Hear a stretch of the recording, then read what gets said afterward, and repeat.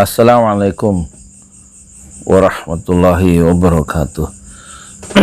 Saya Yudi Pramuko, tukang donat dari para youtuber tertua di semesta.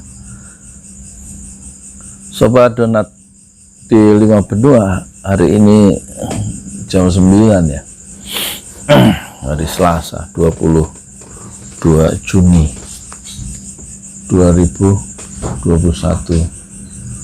Dan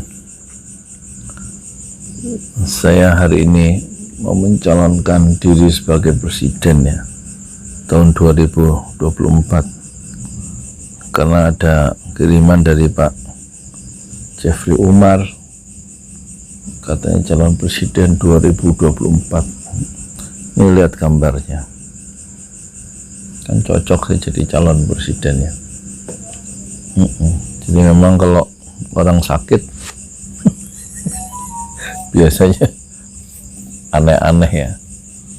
Masyarakat kita itu masyarakat sakit ya. Gimana nggak sakit coba?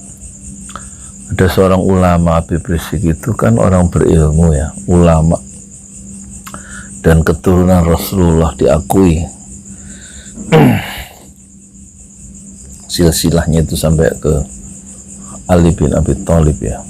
Ali bin Abi Thalib itu suami dari Fatimah ya, Zahra. Fatimah itu istri dari Ali. Fatimah putri kesayangan Rasulullah, wafat dalam usia muda, usia 28 tahun. Nah, Habib Rizik itu sampai sana itu ininya, sampai apa itu ininya, keturunannya itu turunan dari Rasulullah melalui jalur Ali bin Abi Thalib yang juga keponakan Rasulullah ya. Tapi itu dalam perspektif yang kufar ya, yang nggak mempertimbangkan nilai-nilai keislaman, itu dikejar-kejar ya Habib Rizik ya, tanpa memperdulikan siapa dia ya,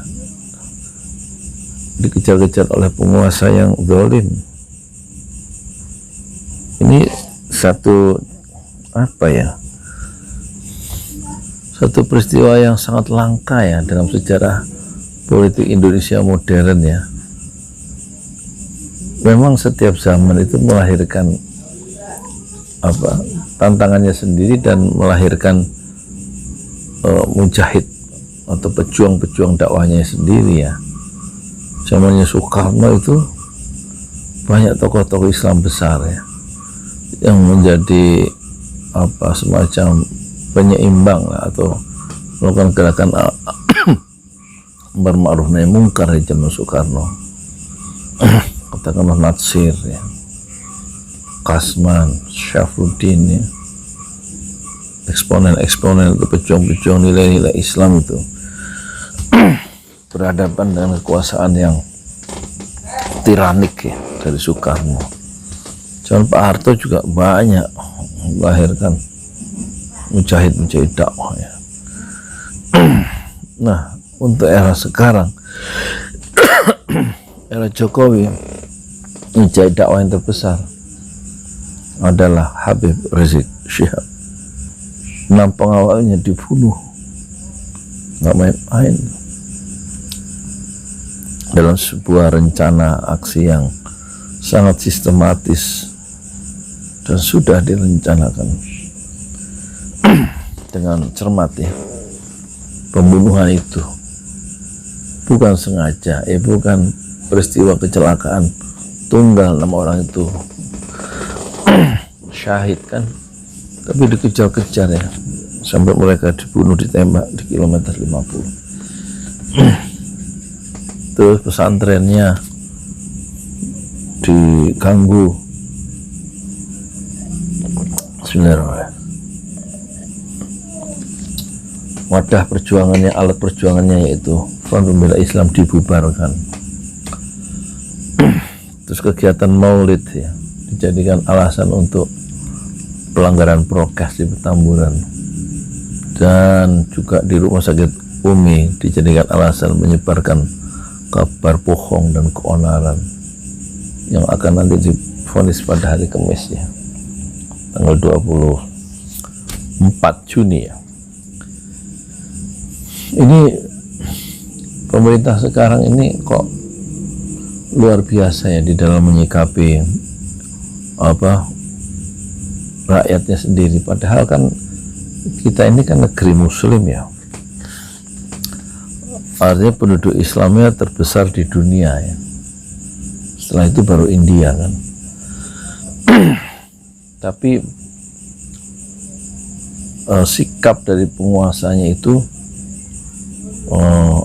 membiarkan atau mendesain tokoh-tokoh Islam dan umat Islam itu dipojokkan ya, aspirasi politik Islam itu. Misalnya ada tokoh tertentu itu membenci habaib, membenci bahasa Arab, terus tidak suka pada ide khilafah Islam, terus tidak suka pada sengaja dihembuskan isu radikal, semuanya sebagai cara untuk menjepit ya aspirasi Islam, sehingga seakan-akan umat Islam itu tidak berdaya karena selalu disudutkan, kemudian dihujani oleh panah-panah fitnah dan adu domba. Ini zaman sekarang ini zaman yang penuh fitnah ya, dan fitnah itu ditujukan, didesain oleh pihak tertentu itu yang jadi korbannya umat Islam ya. Terus ada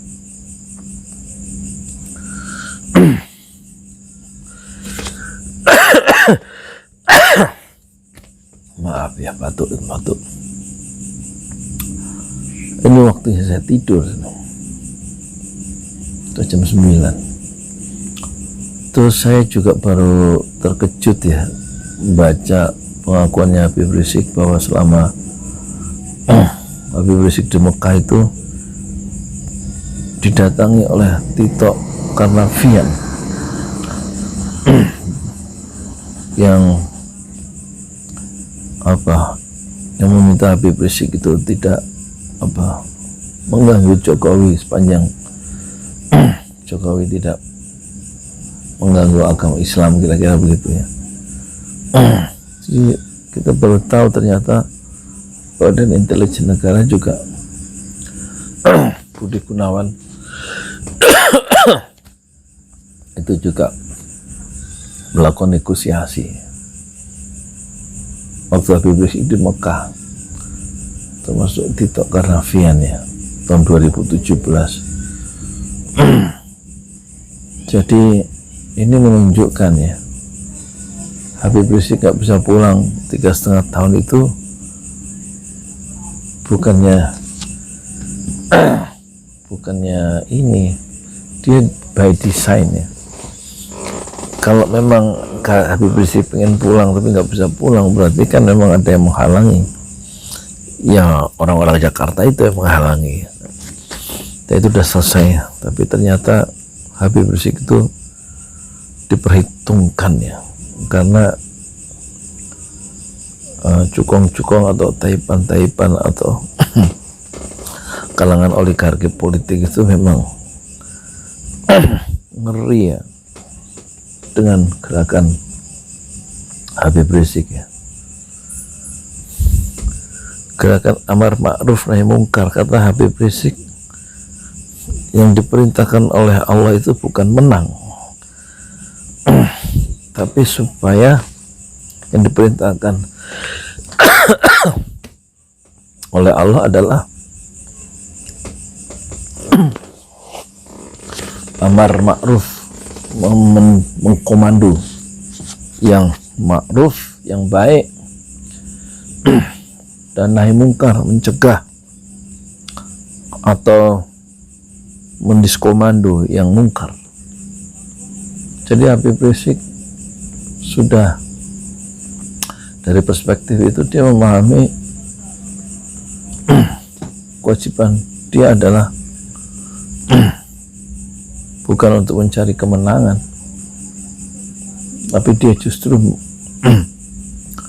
mengorbankan segalanya, mengorbankan hartanya, mengorbankan uangnya, mengorbankan keterampilan, semua keterampilan public speakingnya untuk mengikuti panggilan Allah, yaitu amar ma'ruf nahi mungkar, dan dia mengambil semua risiko yang mungkin terjadi, dan dia memiliki hati tenang di dalam perjuangan dakwah yang penuh risiko itu. Dan ini tingkat makom ruhiyah dari seorang Habib Rizik bukanlah main-main. Ini sudah pejuang tingkat tinggi ini yang tidak bisa dilakukan oleh Rocky Gerung. Rocky Gerung itu tidak mungkin memberikan segalanya, ya kan? Tapi maksudnya nyawanya, tapi Habib Rizik memberikan segalanya karena keyakinannya, karena akidahnya sebagai seorang muslim yang harus melakukan amar ma'ruf nahi mungkar. Dan dia jatuh bangun di dalam ladang-ladang jihad amar ma'ruf nahi mungkar, dan itu tidak bisa dilakukan oleh Rocky Gerung yang hanya melontarkan kritik-kritik tajam, ya, secara intelektual. Tapi Habib Rizik justru sudah sampai level mendapatkan upaya pembunuhan, rencana-rencana jahat untuk dibunuh. Konon menurut para ahli sudah hampir 14 kali rencana atau makar pembunuhan itu didesain, tapi Allah memiliki rencananya sendiri, Allah memiliki makarnya sendiri. Sehingga sampai sekarang Habib Rizik masih selamat di dalam bentengnya Allah Subhanahu wa ta'ala. Jadi tampaknya rejim ini masih berpikirnya sekuler, ya. Dia merasa mampu menundukkan Habib Rizik dengan alat-alat yang ada, dengan senjata, dengan intimidasi, dengan fitnah, dengan rupa-rupa pasal yang dipakai untuk menjerat dia supaya Habib Rizik itu bungkam di balik jeruji besi yang dingin. Tetapi ternyata kehangatan perjuangan Habib Rizik itu mendapatkan energi terbesarnya, yaitu siapa? Energi terbesar di dalam perjuangan dakwah Habib Rizik adalah berasal dari Allah Subhanahu wa ta'ala.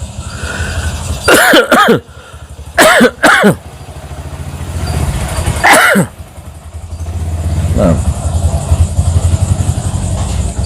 dan kalau orang sudah melindungkan dirinya pada perlindungan Allah, maka tidak bisa ada yang bisa menembus benteng perlindungan Allah itu, meskipun Habib Rizik di dalam penjara. Permainan-permainan duniawi yang dibalut atau yang dipintal oleh ketamakan duniawi itu betul-betul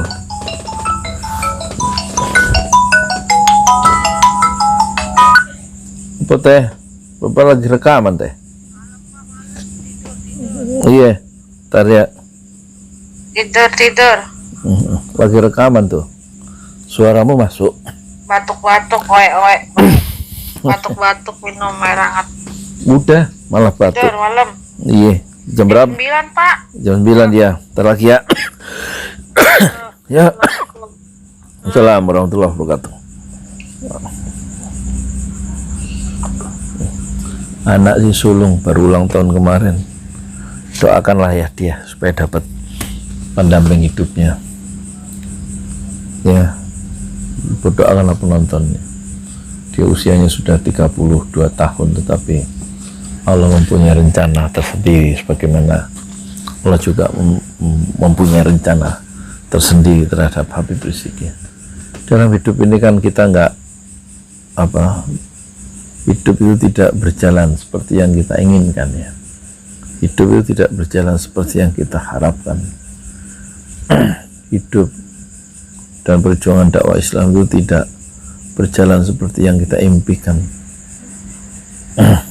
Tapi hidup itu yang seperti yang kita jalani saja ya, dengan penuh ketaatan kepada Allah, penuh ketaatan kepada Rasulullah ya. Semampu kita di dalam bertakwa kepada Allah. Dan tentu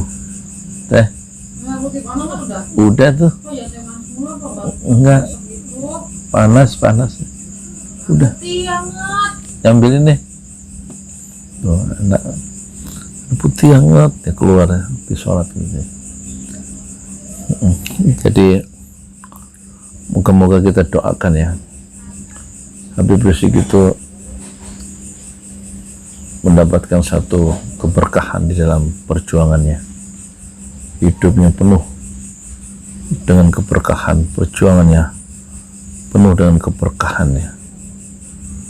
Dan jika dia mati syahid, terbunuh oleh tangan-tangan yang jahat ya, tangan-tangan dari warganya sendiri, insya Allah dia justru namanya harum semerbak mewangi di seluruh penjuru negeri sampai di ujung-ujung desa paling jauh ya. Dan kita yakin orang yang berjuang fi sabilillah sebagaimana Habib Rizik itu pernah mengatakan dalam kaos ini, yaitu berjuang itu penuh fitnah, maka kukuhkanlah. Ya, makasih deh. Suaramu masuk loh, tak pikir kawan. Enggak, itu kan punya tamu kan? Baru 2-3 hari nggak ada. Udah taruh situ, ntar besok dibuang. Minum dulu, dikasih air putih, nggak boleh minum teh manis. Alhamdulillah ya, kita berdoa ya, moga-moga Allah selalu memberikan yang terbaik ya. Takdir Allah berlaku, manusia hanya menerima sebagaimana kita hidup kita masing-masing. Kita berjalan dari satu takdir Allah pada takdir Allah yang lain, dan kita hanya sekedar menjalani takdir Allah yang Allah tentukan sendiri, dan kita hanya menerima dan hanya menjalani takdir Allah menuju takdir Allah yang berikutnya. Dalam perspektif itulah maka menghadapi kasus Habib Rizik itu sebenarnya bagian dari takdir Allah, dan biasanya takdir Allah itu selalu baik untuk manusia itu sendiri, selalu baik untuk manusia itu sendiri. Mana Mas? Malam-malam mau kemana? Oh, bola. Mana lawan mana? Mana lawan mana sekarang? Bola. Piala apa sih? Euro ya? Ya sudah gitu aja ya. Sobat donat di 5 benua. Feeling saya, mungkin juga feeling penonton Habib Rizik itu akan bebas, divonis bebas dengan perhitungan politik. Kalau sampai dia mendapatkan hukuman, itu akan akan menghasilkan kerugian ya buat pemerintah yang akan menyongsong ya. Pelanjut rejim ini akan menyongsong pertarungan presiden 2024 adalah sebuah kerugian jika tidak merangkul suara gerbong besar yang berada di belakang Habib Rizik Syihab. Jadi kalau izinkan,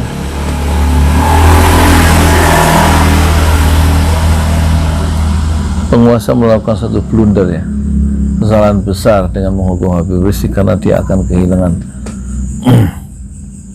suara yang sangat besar pada tahun 2024 karena perlawanan dari jutaan umat Islam yang mengalihkan suaranya kepada sebuah suasana baru dan menolak rejim lama. Dan mungkin saja hari Kamis besok sang penguasa melakukan kesalahan fatal dengan memvonis Habib Rizik Syihab sehingga tahun 2024 mereka terjungkal dengan izin Allah. Saya Yudi Pramuko, tukang donat dari Parung, YouTuber tertua di semesta, fasbir sabran jamila. Bersabarlah dengan kesabaran yang indah. Selamat malam, selamat siang, selamat pagi. Assalamualaikum warahmatullahi wabarakatuh.